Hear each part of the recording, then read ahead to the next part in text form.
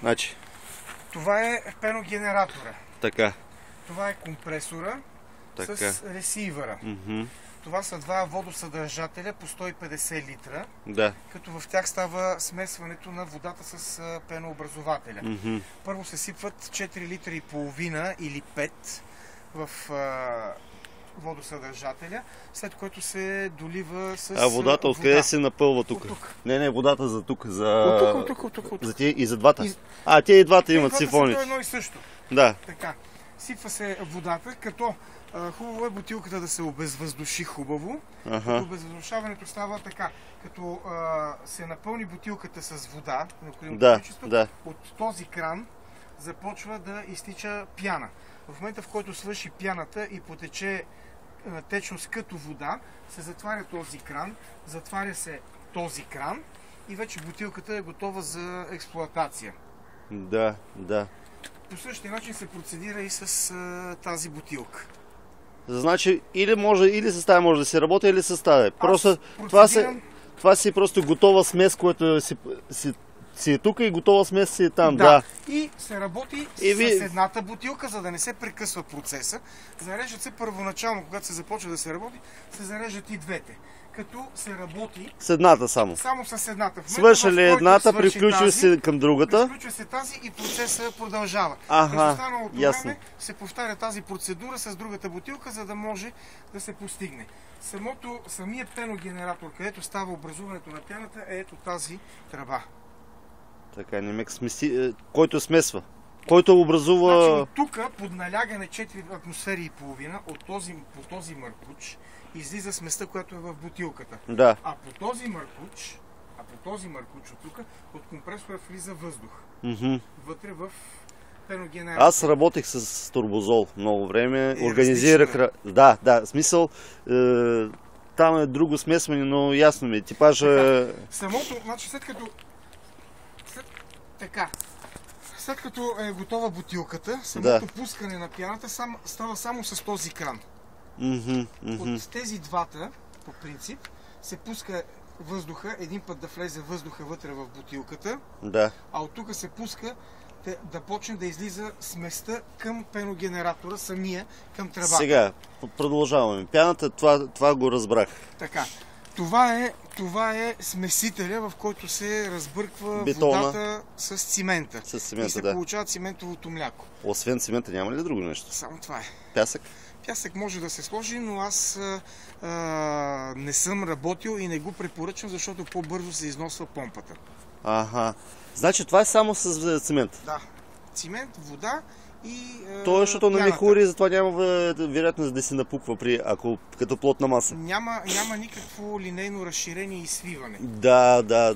Значи това е самия смесител. Това е водосъдържателя, който е 100 литра.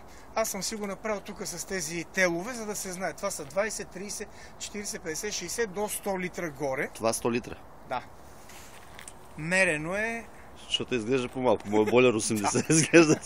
Мерено е със сигурност, като съм го направил така, защото има много голямо значение количеството на водата спрямо цимента, така наречения водоциментов фактор. Значи вие, имайки тук вода, и просто гледате колко да сипите. Значи аз си затварям тук крана и си пълна, в зависимост от това каква рецепта трябва да направя, си пълна между 60 и 70 литра вода.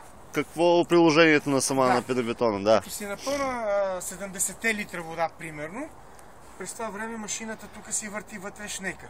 Пускам си водата, тя си изтича директно вътре. Това си и мешалка, бетонна мешалка. Тя си изтича вътре водата, слагам ето тази решетка.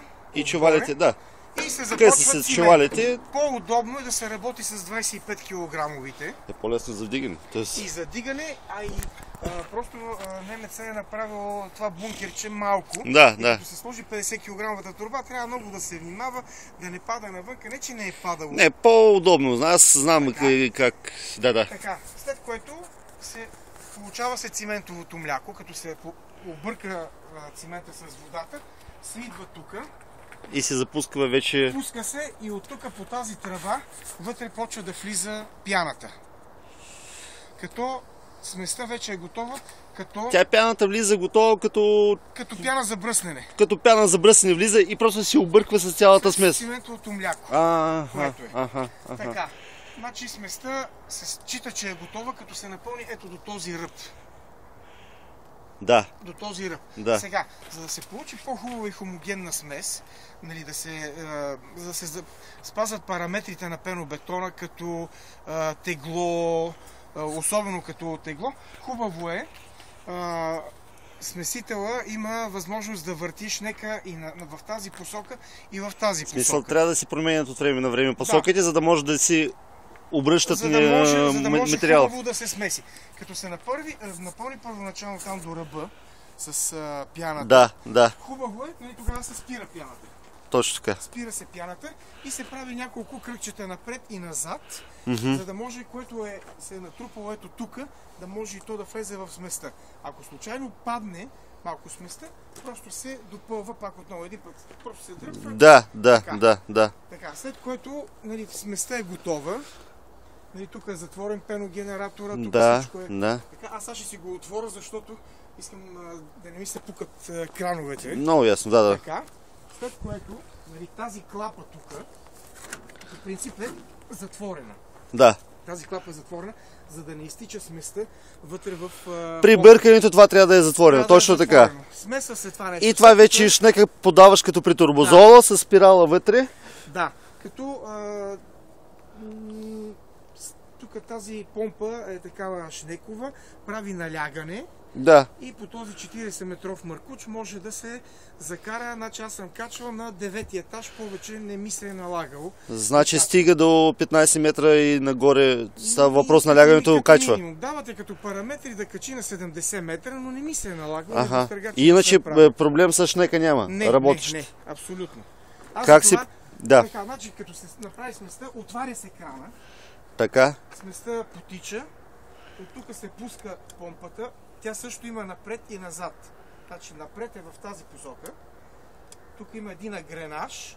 Като се пуска се помпата първо, натиска се това нещо, за да зацепат ремъците. Да. И тук вече започва да... Първо адренажа ли се пуска? Не. За да не се натоварват ремъците и двигателя, първо се пуска двигателя. И след това като скоростна кутия в един вид. И през това време, като свърши сместа, първо се изключва тук да освободи ремъците и се изключва помпата. Затваря се крана и се започва. Пуска се водата, цимента, пяната. Как се измива машината? Машината се измива с вода. Обилно Само количество вода. Значи аз по принцип какво правя? По маркуча така или иначе остават някъде около 10-15 литра. По маркуча просто. Да. Когато се сваря, например, ако съм наливал някъде горе по етажите, за да не... Защото като се смъква маркуча и сместа почва да излиза през маркуча. Затова се прави обратното. Пуска се на обратно, да може да смуче. И къде го изхвърля? И го връща вътре в смесител. Той го връща обратно? И си го връща вътре в смесител. Да. Така. Иначе като се е върнало, то се усеща. Той маркуча и олеква и се усеща. Така. Вече вътре, значи аз обикновено правя така. Сипвам, колкото да изкарам, да разреда достатъчно сместа, която е останала вътре и по стените, и по маркуча. И я изпомпвам един път някъде, където ще се чисти машината. След което започва миенето вътре, нали, бункера, вътре по стените е хубаво, без да се върти шнека обаче. Защото има опасност да отреже ръка. Да, това е ясно. Нали? Така. Един път се измива хубаво машината с четка, така, за да се обере всичко, което е останало вътре. Изпомпва се пак и трето едно измиване, като аз обикновено пълна е така до половината. То се вижда като се покрие на... Това колко литра е това? Това е 500 литра, половин кубик. Значи, искаш да кажеш, че трябва да си запълня това с вода цялото, за да се измие? Не цялото. Значи, когато се измива с маркуча и с такъв пистолет ординарски, то се напълва примерно 100 литра, за да се измие хубаво. Това ще се изпомпва и за да се измие хубаво и маркуча вече е последно, затова го пълна е така с около 200-250 литра, докато се покрие уста на шнека. Да, ясно. Като се покрие уста на шнека и вече като се пусне помпата, аз гледам водата да излиза бистра. И то идеята да е чист. Това означава, смисъл. че маркуча вече ми е измит, защото иначе с времето се получава едно натрупване и се получават тапи, които могат да направят много сериозна беляна. Един колега така му се беше получила тапа, той само че е с една италианска машина и при него, понеже пеногенератора, смесител и помпата са му отделни компоненти на колела. Аз видях такива, да. Да, и ето тази Малко връзка, не е която по-удобно, че ли? Значи тук е само 20 см, дали има и 20 см тая връзка. Да. Нали? Докато при него е един маркуч, който е около метър и нещо. Връзка между тия смесителя и помпата, точно така. И при него с времето се беше получила една тапа и тая тапа като беше тръгнала по маркуча, и в един момент, като беше застанала е тук на края. Примерно, на някоя връзка. На края, да.